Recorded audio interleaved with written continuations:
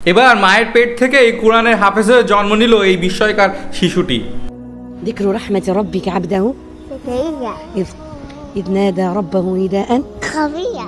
দেখছেন, ভিডিওটা সবাই শেয়ার করে দিয়েন। পৃথিবীতে তো অনেক রকম বিস্ময়কর ঘটনা ঘটেই থাকে, তার মধ্যে এই একটা ঘটনা যে কিনা মায়ের পেট থেকেই কোরআনে হাফেজ হয়ে পৃথিবীতে এসেছে এবং জন্মগতভাবেই সে কোরআনে হাফেজ। তার বয়স কিন্তু মাত্র 2 বছর।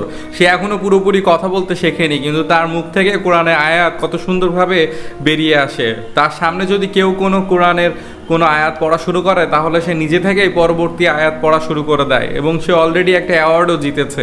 2023 সালের মাঝামাঝি এই ঘটনাটা নিয়ে প্রচুর পরিমাণে আলোচনা জন্ম দিয়েছিল নেট দুনিয়ায়। এখন এই ভিডিওটা আবার মানুষের সামনে এসেছে এবং আবার মানুষ এটাকে ভাইরাল করছে। আসলে এই ঘটনাটা কি হয়েছে এবং তার বাড়ি কোথায় সবকিছুই আজকের ভিডিওতে বলবো, তো চলুন পুরো ভিডিওর সাথে থাকুন।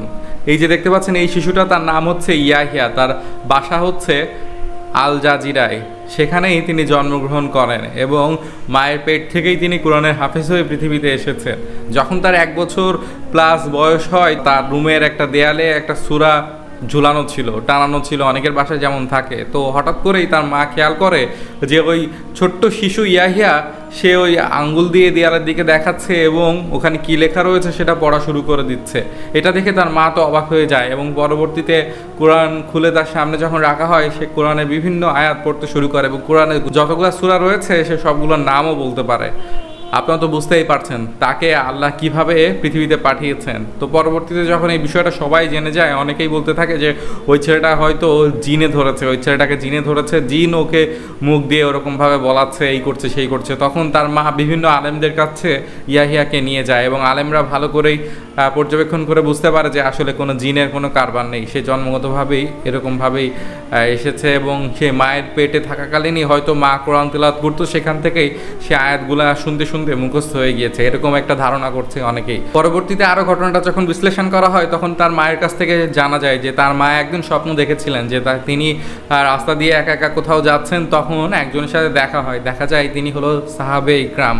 তো তাকে একটা মুক্তা উপহার দেন এবং পরবর্তীতে তাকে এই ছেলেটার নাম কি হবে সেটাও তিনি ঠিক করে দেন, তাই তার নাম ইয়াহিয়া রাখা হয়েছে। আপনারা তো বুঝতেই পারছেন কি একটা অলৌকিক ঘটনা। এবং ভিডিও শুরুতে আমি দেখিয়েছিলাম, তো তার সামনে যখনই যে কোনো আয়াত হোক বা যে কোনো সূরা হোক, একটা আয়াত বললেই তার পরবর্তী আয়াত সে নিজে থেকেই বলতে পারে। এতটুকু বাচ্চা, যেখানে কথা বলতে শিখতেই মানুষের 1 বছরের পরে আস্তে আস্তে পুরো সেন্টেন্স আসতে সময় লেগে যায়, সেখানে এতটুকু বাচ্চা, মাত্র 2 বছরের বাচ্চা কত সুন্দর করে কোরআন তেলাওয়াত করতে শিখে গিয়েছে এবং তার মেমোরিতে রয়েছে যে কোন আয়াতের পরে কোন আয়াত। সত্যি এটা অলৌকিক ঘটনায় বলা যায়। তো পুরো বিষয়টা আমি আপনাদের কাছে শেয়ার করলাম এবং এই পুরো বিষয়টা জেনে আপনার কী মনে হলো কমেন্ট করে জানাবেন। আর এটা কিন্তু 2023 সালের মাঝামাঝিতে এসেছিল এই ভিডিওটা, নতুন করে আবার ভাইরাল হয়েছে, এই জন্য আমি আপনাদের কাছে তুলে ধরলাম বিষয়টা। আর এই ঘটনাটা আসলে সত্যও হতে পারে, আবার গুজবও হতে পারে, তবে অনলাইনে যতটুকু তথ্য পাওয়া গিয়েছে ততটুকুই আপনাদের কাছে শেয়ার করলাম। বাকিটা আপনারা অনলাইনে রিসার্চ করে দেখতে পারেন যে আসলে ঘটনাটা কি। ধন্যবাদ।